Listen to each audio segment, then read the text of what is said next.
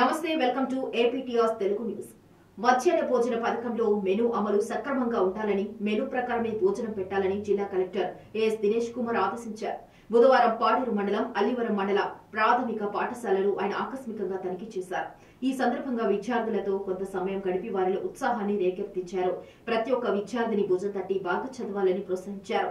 మధ్యాహ్నం భోజనంలో అమలు చేసిన మెనూని పరిశీలించి మెనూ ప్రకారం భోజనం నాణ్యతను పరిశీలించారు. ఈ సందర్భంగా విద్యార్థులతో కలిసి సహపంక్తి భోజనం చేశారు. ఆ పాఠశాలలో స్థానికంగా కుయు భాష మాట్లాడే వారు ఉన్నందున ఒక విద్యా వాలంటీర్ను కూడా ఏర్పాటు చేసినట్లు తెలుసుకున్నారు.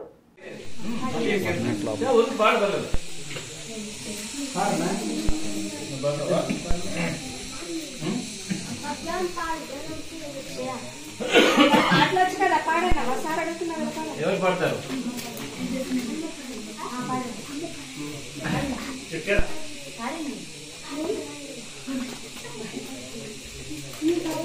మళ్ళీ పాడు పాడితే అందరూ